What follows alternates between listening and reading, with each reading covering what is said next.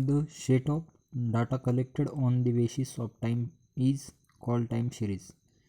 म्हणजे काही टाईममध्ये डाटा कलेक्ट केला जातो, म्हणजे काही इंटरवल असते तेवढं थोड्याशा, म्हणजे एखादं वर्ष 2 वर्ष किंवा एखादा महिना किंवा 2 महिने अशा कालावधीमध्ये जो डाटा कलेक्ट केला जातो त्याला टाईम सिरीज असं म्हणतात. टाईम सिरीजचे importance: study past behaviour of data. Past मध्ये काही प्रॉफिट लॉस काय झालं ते त्याचा पास्ट बिहेवियरची स्टडी करण्यासाठी टाईम सिरीजचा यूज करता येते. Forecast future, estimates trend cycle, comparison, universal utility, profit of experience, safety from future, utility studies, sales forecasting, budgeting analysis, stock market analysis, yield projection. एवढे टाईम सिरीजचे इम्पॉर्टन्स आहेत. Time series components of time series. Time सिरीजचे components: secular trend, seasonal variation, cyclical variation, irregular variation.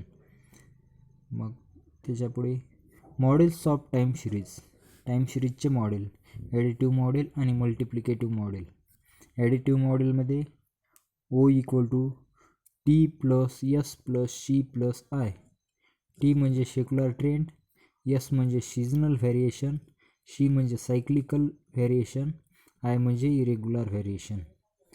आणि multiplicative मॉडेलमध्ये O = T × S × C × I. म्हणजे ॲडिटिव्हमध्ये addition करायची, पूर्ण कंपोनंट्सची addition करायची, आणि मल्टिप्लिकेटिव्हमध्ये मल्टिप्लिकेशन करायचं. Method of measuring trends. Measuring ट्रेंड्सचे मेथड्स कोणत्या कोणत्या आहेत बघा. त्यामध्ये 4 टाईपचे आहेत: free hand curve method, semi average method, moving average method, least square method. या 4 टाईपच्या मेथड आहेत मेजरिंग ऑफ ट्रेंड्सच्या. Method of trend estimation. Method of trend इस्टिमेशनच्या 3च मेथड आहेत: graphical method, moving average method, exponential smoothing method. त्यानंतर merits and demerits of graphical method. Graphical मेथडच्या merits आणि डिमेरिट्स आपण पाहू. मेरिट्स काय आहेत त्याचे: this is the simplest method. Graphical method he simplest method आहे, इझिली आपण ड्रॉ करू शकता. नो मॅथमॅटिकल कॅल्क्युलेशन, त्यामध्ये कोणतेही कॅल्क्युलेशन नाही, त्यामुळं आपण इझिली ड्रॉ करू शकतो ग्राफिकल मेथड. आणि डिमेरिट्स काय आहेत त्याचे: it is subjective method, different person can draw different curve. ही एक सब्जेक्टिव्ह मेथड असल्यासारखी आहे, आणि डिफरंट पर्सन वेगवेगळ्या पर्सन अलग अलग त्याचे ग्राफ ड्रॉ करू शकतात. It is can not useful or predictable. ही जास्त ग्राफिकल मेथड जास्त यूज होत नाही, कारण की ही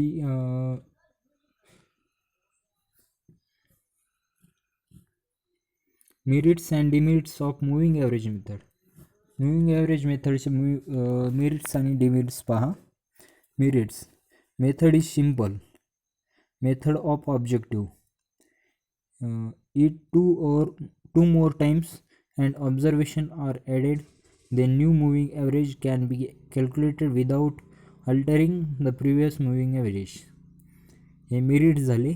आणि डिमेरिट्स आहेत: all trend values are not obtained. Example: in 3 yearly moving average for first and last time we don't have moving average value. It cannot be used for prediction.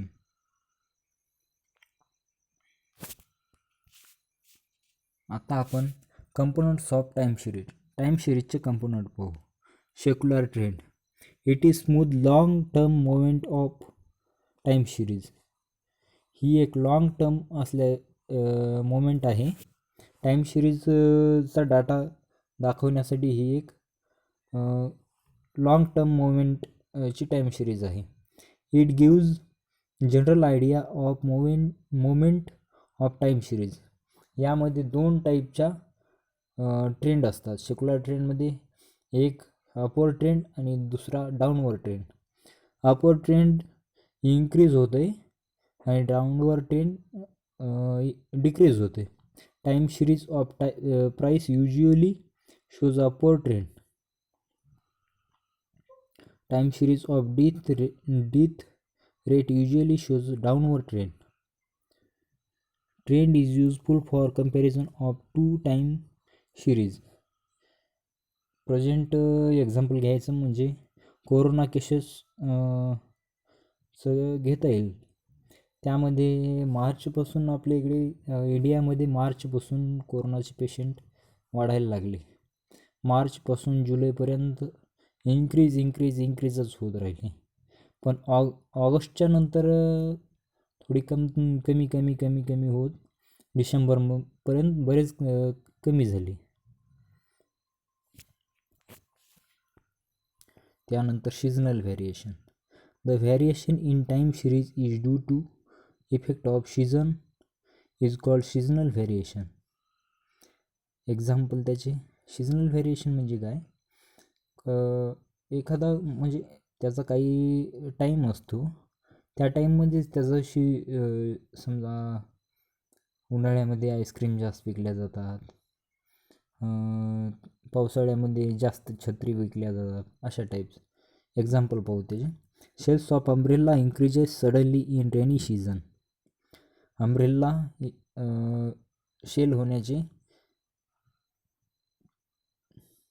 Cells of umbrella increases suddenly in rainy season. Rainy सीझनमध्ये umbrella जास्त sale होतात. म्हणजे season असतं त्या टाईममध्ये,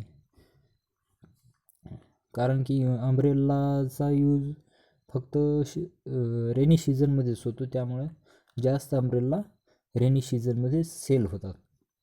cells of woollen clothes increases suddenly in winter season. हिवाळ्यामध्ये थंडी वाजते म्हणून वुलन क्लोथ्स जास्त यूज होतो, त्यामुळे विंटर सीझनमध्ये वुलन क्लोथ्स जास्त सेल होतात. Sales of ice cream increases suddenly in summer season. Summer सीझनमध्ये उन्हाळा असतो, उन्हाळ्यामध्ये गरमी खूप होते, त्यामुळे उन्हाळ्यामध्ये समर सीझनमध्ये आईस्क्रीम जास्त सेल होतात. Most time use seasonal variation in marketing field और बिझनेस फील्ड. त्याचा सीजनल व्हेरिएशनचा ग्राफ पाहून घ्या. त्यानंतर सायक्लिकल व्हेरिएशन. सायक्लिकल व्हेरिएशनमध्ये the repetition of data in a time series called cyclical variation. Data repeat म्हणजे टाईम म्हणजे पावसाळा आला की जसं सीझन वाईज चालतं की ना, रिपीट पावसाळा आला की जास्त अम्ब्रेला विकल्या जातात, असं म्हणजे टाईम आला की सायक्लिकल व्हेरिएशन रिपिटेशन होते. डाटा रिपीट तसा सेम होते सायक्लिकल व्हेरिएशनमध्ये. Cyclical variation consist of 4 phases.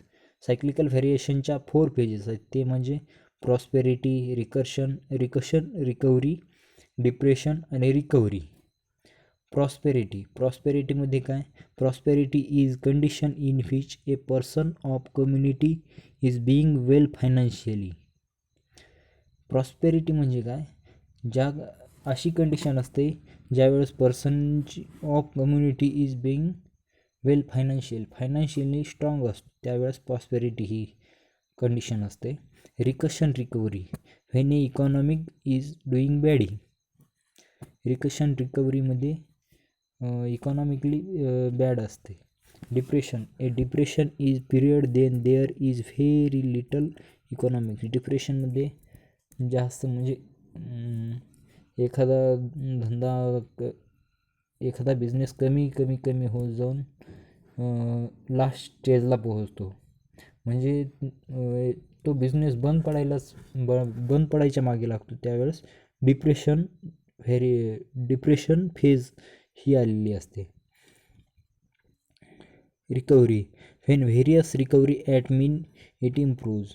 नंतर काही दिवसानंतर त्याच्यामध्ये इम्प्रूव्हमेंट केल्या, म्हणजे काही एरर असतील,